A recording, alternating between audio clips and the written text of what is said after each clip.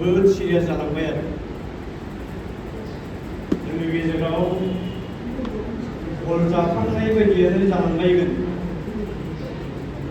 हा हु रैखाथि मोनैनि जाहोनाव, राव थुनलाइ रैखाथि मोनैनि जाहोनाव, साख्रि बाख्रि मोनैनि जाहोनावनो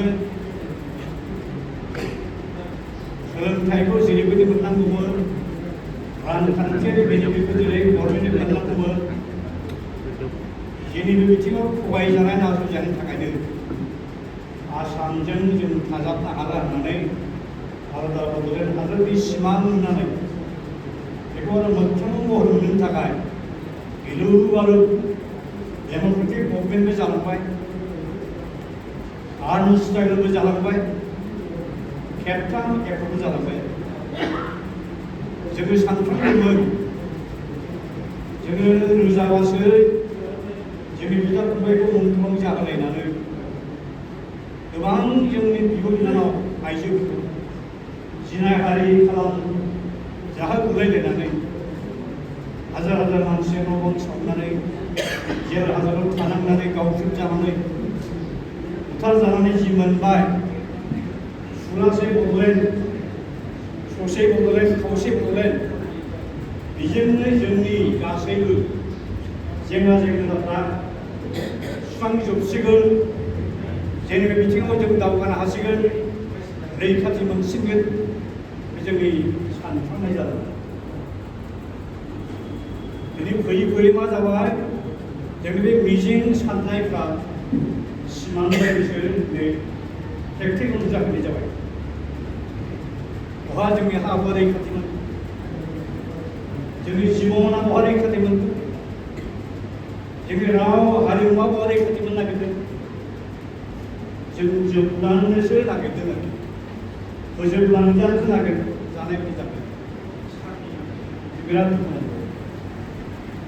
आरो बे जानायनि जाहोना जाहैबाय आं बुजिनाय मथेब्ला जिबननि बयनिख्रुइ देरसिन आंनि उपलब्धि रियेलाइजेसन जाबाय, जायफोर मानसिनि गोसो गोरबोआव बिखा समफ्राव थैयाव सिनाव सेन्स अफ बिलंगिं होननाय मोनसे जिनिस थाया।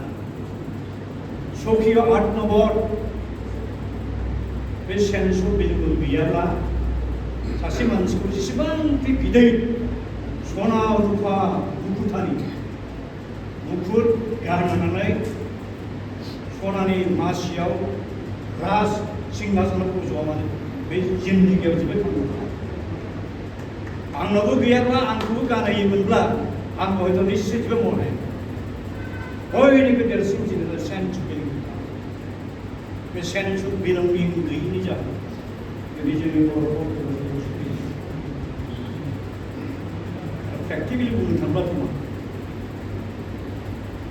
प्रमद बाबुआ बोसोर बावनो सानो 2012 मायथाइयाव सुप्रिम प्राइम मिनिस्टारनि अफिससिम गोबां ट्राइबेल आफादफ्रा मेम'रेन्डाम बायदिसिना बेफोरखौ रेसपन्स होनानै in positive way prime minister अफिसनिफ्राय 2012आव आसाम गभर्नमेन्टनि चिफ सेक्रेटारि मोनसे अर्डार डाइरेक्टिभ बड'लेण्ड एरियायाव नंगुबैयै सिबां लाख 18,000 राउन्ड एबाउट 4 लाख बिघास लेन्ड बे जुदि इललिगेल मानसिनि आखायाव ट्रेन्सफार जाबायब्ला you should take appropriate actions to evict them out. आसामनि चिफ सेक्रेटारिया बै समनि पिटिसिनि प्रिन्सिपाल सेक्रेटारिखौ अर्डार हरबाय जे पिएमअनिफ्राय ओरैबायदि अर्डार फैदों you should carry out. गैया। फैलायबाय जोंहा हाग्रामानि गोदान सरकार बेवहाय 4 टार्म्स थांनाय इलेक्सन सिगांनि स्ल'गान गायबाय, बिराद दुखुनांथाव। नोंहाथ' हजोंबो खाना हाथावबायदि खोब जादों। आंनि दाखालि जाबाय 10 फेब्रुवारि खालि बड'लेण्ड डे खालि 7थाखौ जे सोसननो नांगौ आंबो फैदोंमोन प्रग्रामाव, खिन्थु 5था राननायनि प्रग्रामाव आं दुखुजों जाबदों, आं नुजायाखै। आंबो थांफिनदोंमोन, आं नुजायासै। गैला, दिनैनिफ्राय आरो जुरिजेननोसै बड'लेण्ड जोबस्रांनायनि चेप्टारा आं नुबाय उनाव खिन्थाबाय 누구도 삽시 문들 안 미치나 서서지 문게 말을 문가 좀 미치나 tapi bangsa why because due to lack of sense of belonging gauni putuina harna kongra gauni bisa kumbai berko basai na gori ka je sense of belonging thana sokhi atma gauni ko kau kusna atma be gini ja bisa jumno sa be sara bolon be ke mana आसुआ movement करबाय BTC आसामे को जाबाय BJP party जाबाय प्रफुल्ल महन सिंह जाबाय इसराबो मान थाखाय फेल जाबो due to lack of sense of belonging to their own people to the state of Assam to the forest to the land as far as economic resources ini so अन्याय करने गया ini jangan asam doa BJP Congress को तो मार होंगे उन्होंने लाभ किया 1492 कोलंबस अमेरिका को डिस्कवर खालामबाय ना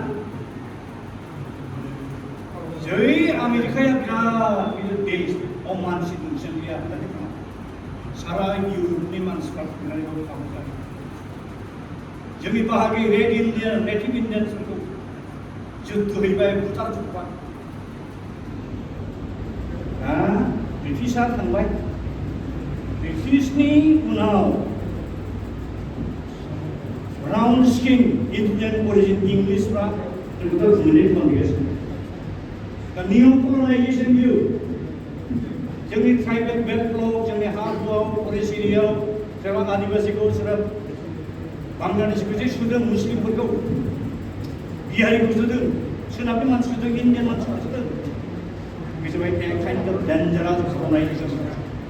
Because new colonization, the done for the Banana.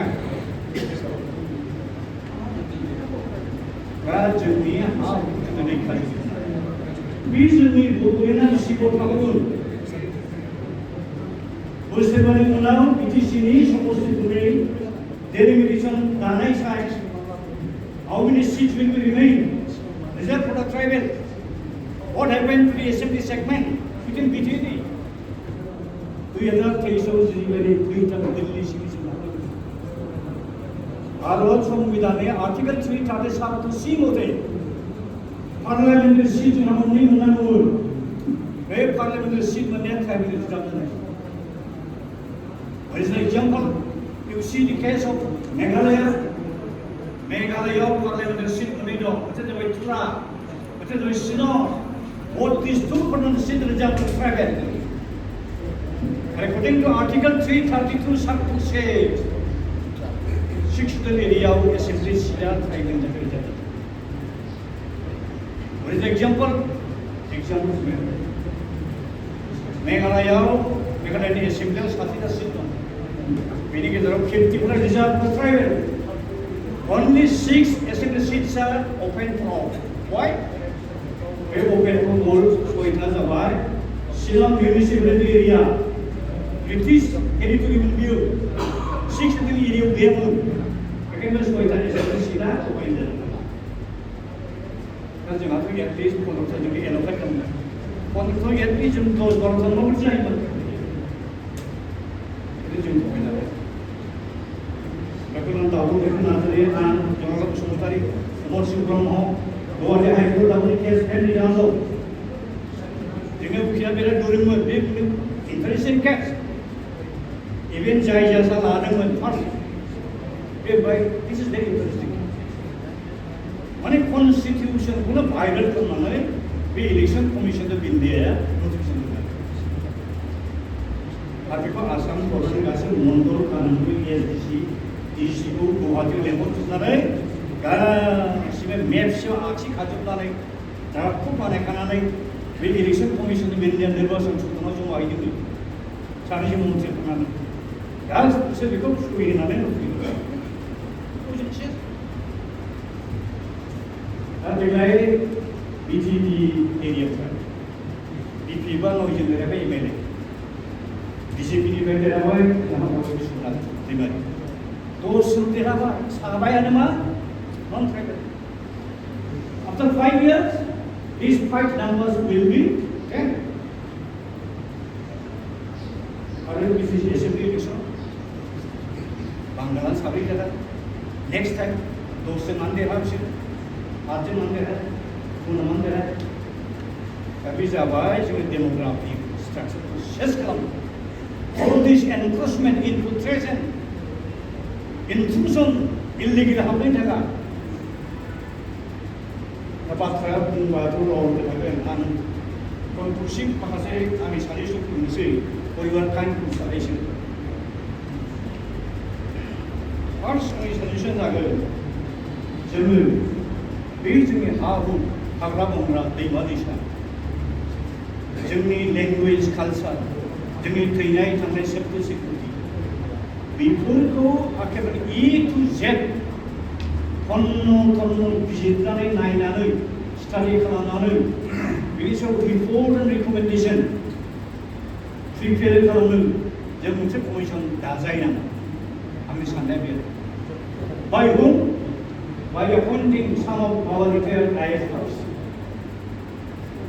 Jadi जोंहा हरिबिजन ब्रह्मखौ आसाम गभर्नमेन्टआ इन्डिजिनियास मानसिफोरनि हा हु दै खाथिनि थाखाय मोनसे कमिसन दाबाय बिनि रिपर्टखौ जों पास खालामो ओमफ्राय बिसोर लासै गोजानखौ लिरदोंमोन क'क्राझारावबो फैदोंमोन दा बेखायनो जोङो एक नम्बर आंनि कनक्लुसिभ डिसिजनआ बे let there be a commission voluntary commission private commission जाय जथ्थ' गोरों गोरा मानसि बिसोर फैबा कमिसननि खाथियाव रिपर्ट होबाय रिकमेन्डेसन होबाय मा खालामनाय आन्दायो अब्ला मा जायो बे भेलिड मेटेरियेल डकुमेन्ट जायो बे इम्पर्टेन्स थायो सासे रिटायार्ड आइएएस अफिसार आइपिएस अफिसारा मोनसे कमिसनखौ हेड खालामनानै रिपर्ट होयोब्ला गभर्नमेन्ट अफ इन्डिया और गभर्नमेन्ट अफ आसाम बेखौ खोनासंनो नायबिजिरनो मावो बेखौ बेस खालामनानै लिरनो आं मावनांसिगोन जोंथ' बानायनाय नङा गभर्नमेन्ट अफ इन्डियायाव गथ' बोसोर जों साख्रि मावनाय आइएएस आइपिएस अफिसारफ्रा स्टाडि खालामदों रिपर्ट बानायदों रिकमेन्डेसन होदों बेखौ इमप्लिमेन्ट खालामनांगौ नाम्बार वान बे कनक्लुसिभ Number next number tribal development. दा गभर्नमेन्टआ जोंनिनो पावारखौ जोंनो होखाजोब्बाय दा जोंनो जुदि बुजियाब्ला मिथियाब्ला जोङो जुदि जेबो मावाब्ला गभर्नमेन्टखौ मालायफ्रा दायो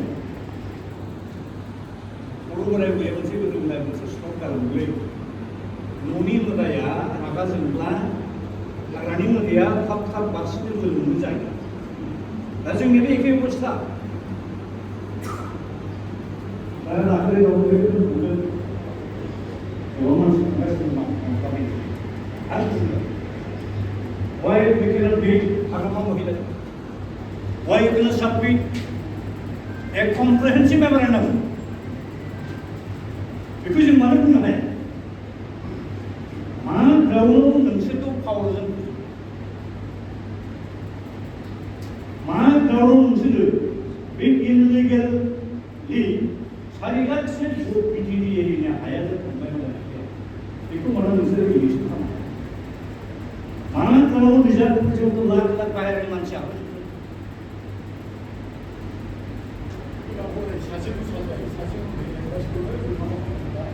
Mesti apa? Amfroy complete training ada jangan. Jadi kamu apa bayar apa ni PTD ni, politik ni insan. Itu boleh makasih advice yang ini. Mesti advice tu apa? जोंनि मानसियाबो एकदम एक्सट्रिम साहा सिङाव एनफर्समेन्ट खालामबाय जोंनि नोंनि आंनि बिदा फंबायब्लाबो उपाय गैया एक्सट्रिम साहा जायफोर खना गफाव हाबनानै थायोबा बेखौ बोथ्रोदनो ओरै खोलाहा दोनबाय बे मोनसे कंक्रिट लाइन सिस्टेम द्र' खालामो बे लाइननि साहा रावबो बारलांसै मावनाय जायासै आरो मोनसेखौ मावनो थिनदोंमोन आङो जे आसाम फरेस्ट बेटेलियन मोनसे पस्ट थायो लिमिटेड नाम्बार बिसोर जेबो खालामनो हाया बेखायनो Bodoland territorial forest and environment protection force दं जेरै CISF central industrial security force गैयाब्ला बेथन बारा होनो हायाब्लाबो 2000-3000 गस्ला गामसा गाननो आन्था जोंनि बिदा फंबाय बिब' बिनानावफोर 3-4 हाजार बिसोरबो एखौनो रिक्रुट खालाम बिसोरखौ मोननै खालामनो बायनाय जागोन दंफां लाइफां बिसोर गायनांगोन सिलायनि ट्रेनिंखौ बिसोर मोननांगोन खिन्थु सोरबा इलिगेल एनफोर्सखौ जुद्ध होनांगोन बासायगोन बिदि खालामनो हायो आरो मोनसे खामानि होनांगौ जाबाय सिगाङाव साबजेक्टखौ जोंनो ट्रेन्सफार होदोंना हायाखै आलादा खोथा पुलिसखौ आरोखि बड'लेण्ड टेरिटरियेल पुलिस बेटेलियन नङा संरैखा दिनैसिम ओमफ्राय जेसेबां पलिसिजों इलिगेल एनफोर्सफोर हाबदों फरेस्ट डिभिजन DFOखौ सानसेखालि लेंहरनानै जों ज'इन खालामनानै डिसिजन लानांगोन जे इमिडियेटलि एक्सक्लुसिभ सार्भे सोर बबेनिफ्राय हाबफैदों बर'आनो जा नन बर'आनो जा बेखौ मोनसे खालामनांगोन आरो दा सेन्सास फैगासिनो दं बेयाव मोनसे जों स्टेप लानो हानांगौ ट्राइबेल बेल्ट ब्लक रिजार्भ फरेस्टआव BTD एरियायाव जेसेबां इलिगेल मानसि नन मनाबाइड हाबनानै दंफैयो बिसोरखौ होखार हरखाङागौमानि नो सेन्सास अपारेसन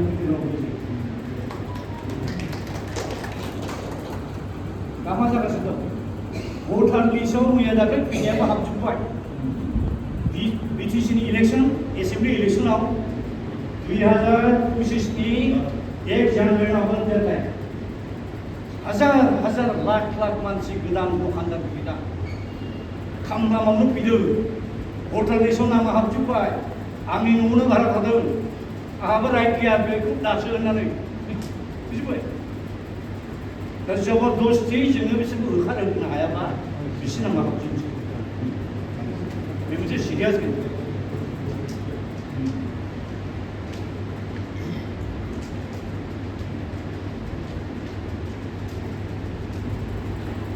रोखा सुप्रिम माबाया प्राइम मिनिस्टार अफिसाव अलरेडि हरदों गभर्नमेन्ट अफ इन्डिया खुनु अबजेक्सन गैया सोरबाया दिल्लीसिम प्राइम मिनिस्टारनिसिम बा सुप्रिम कर्टआव थांनानै जुदि आपिल लिरब्लाबो आंखौ इलिगेलि खारदों आं बनाफाइडबो दोननो हायाखै हाइकर्टआ खेबनै खेबथाम जासिगोन मावाखै सार ओमफ्राय गोदो कमिउनिस्टनि आमोलाव जेराव ट्राइबेल बेल्ट ब्लक डिस्ट्रिक्ट दं बेयाव साफा EDC एपखौनो होयोमोन बेल्ट ब्लकखौ केयार लानो थाखाय नायनो थाखाय इभिक्सन खालामनो थाखाय बिनि कमप्लिट एबसुलेट खामानियानो बेयाव बेल्ट ब्लकनि हा हमनाय दं दस्रा खामानि बे मावना दा बेखौ डिमान्ड खालामदों ओमफ्राय बिराद आनफर्चुनेट कয়েক बोसोर सिगां हाग्रामानि गभर्नमेन्टनि समावनो लेन्डनि सायाव माबा मोनसे आयेन दाबाय बारबाय हामबायसो आं खोनाबाय सानसेखालि जोंहा जनिंटि खातारा प्रिन्सिपाल सेक्रेटारि हिसाबै जइन लाफैदों बड'लेण्ड डे खालि आंबो फैदों आंबो खाता लाफैनायखौ मानोसै मा जादों बे जोंना BTC काउन्सिला लेन्ड ल' दाबायनो जों जेबो मिथियालै मा जाखोथाय लेन्ड ल'खौ दादोंब्लाबो बिराद गिदिर ब्लान्डार जाबाय जायाखै आं एक्सप्लेन खालामबाय जे जोंनि BTDआव मोनब्रै केटेगरि हा हाबदों जों फार्स्ट जाबाय गोजौ थाखोनि बे सानब्ला इन्टारनेशनेल बाउन्डारि हेल्प पइन्ट बिनि उनाव रिजार्भ फरेस्ट सेकेन्ड केटेगरि थार्डआ जाबाय ट्राइबेल बेल्ट ब्लक फोर्थआ जाहैबाय ट्राइबेल बेल्ट ब्लकआव गोलैया TSPआवबो गोलैयो माखासे एरिया हाबबाय से क'क्राझार दं बे ट्राइबेल बेल्ट गैया बे गौरां तिनियाला बेनि सिमा दा मा जाखो बेफोरना दा जुदि सिंगेल केटेगरिनि जुदि ल' दादोंब्ला BTCआ दा जेरै जोंहा सिगां होनबाय थायो 2003नि 10 फेब्रुवारिनि सिगाङाव जायफोर दंमोन boi biti jo hamden bikin tu ses siapa yang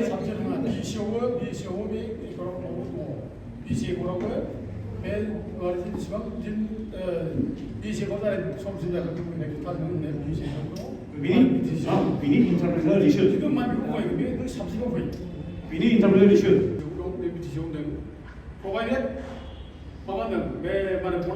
बेखौ नागिरनो नागिरदों नागिरनो नागिरदों जाय जायफ्रा हा हुनि पाट्टा दं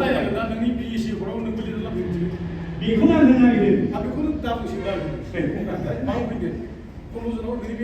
बेखौ आं माने हेफाजाब होदों जुदि लेन ल'आ जुदि सिंगेल दानोब्ला गल जाबाय जोङो वार्ड एप्लिकेसनाव बेल ब्लक 10 सेन्टारनि बेल ब्लकआव बहाय माबा नामा एप्लाइ जानांगौ कुइसना बेनो काउन्टार कुइसन खोथाखौ बुजिबायना जाय जायफ्रा एकर्ड जानायनि सिगां हा हु पाट्टा लानानै दं इन्डियान सिटिजेन देयर अनलि बनाफाइड खिन्थु एसे हल बिसोर जेराव हा हु बायनो मोननाङा स्पिडआ इन्टारप्रिटेसना खिन्थु जोंनिया मानसिफोर बुजिनाया मा एसे हल जेरावबो बायनो मोनगोन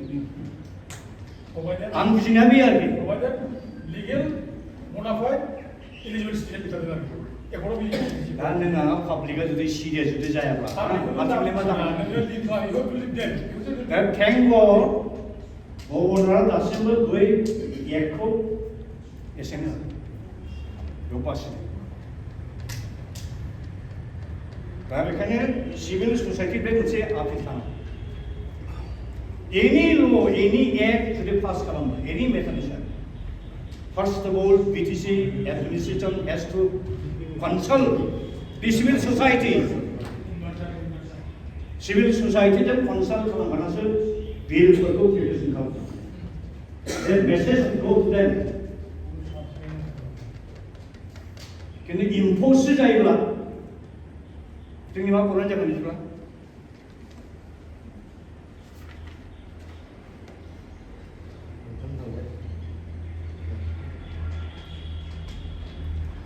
एक्सट्रिम साहा हाबबाय बिसोरखौ शिफ्टिं खालामनानै खोला एरिया जेराव जेराव हा खालि दं बे साउदार्न बाउन्डारियाव जों दैयाबो थांनो हायो दाना बांगाल जंगालखौ होबथानो जोंहा हायालायनो दाना बांगाल जंगालखौ होबथानोब्ला गुबुन गुबुन प्राइभेट कम्पानिफोरनो हा हगारनांगौ मा थिउरि जाखो मा पलिसि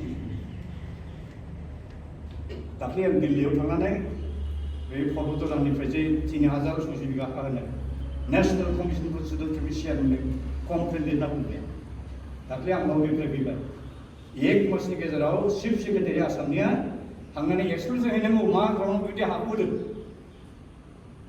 आरो मेया थांबाय एक मास दा मा जाखो आं थांफिननांगोन आं दासो नुसनबावबाय आं नै नायगाव माने आरएफनिफ्राय 3000 बिघा हाखौ लैंड बैंक जमा दा सोरनि थाखाय लैंड बैंक बे जोंनि बड'लेण्ड एरियायाव जों निउ कल'नि बानायनो नागिरदों एनक्लेव नन ट्राइबेलफोरनि पलिसिया बे जायनाखि बिटिआर एकर्डआव माने हानि सायाव रेजिं रिजार्भनि सायाव कन्ट्रला आसाम गभर्नमेन्ट जाहैबाय मा जाखो बे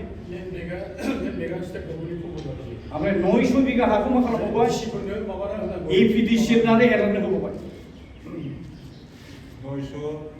थार्मेल प्रजेक्टनि थाखायसो जाय जिनिसानो डेन्जारास सालाखाथि क्लाइमेटआ मा जागासिनो दं बेनो जोलुमारि दा जायखिजाया आं बेखिनिखौल' बुंबाय बुंनांगौआ अनेक दंमोन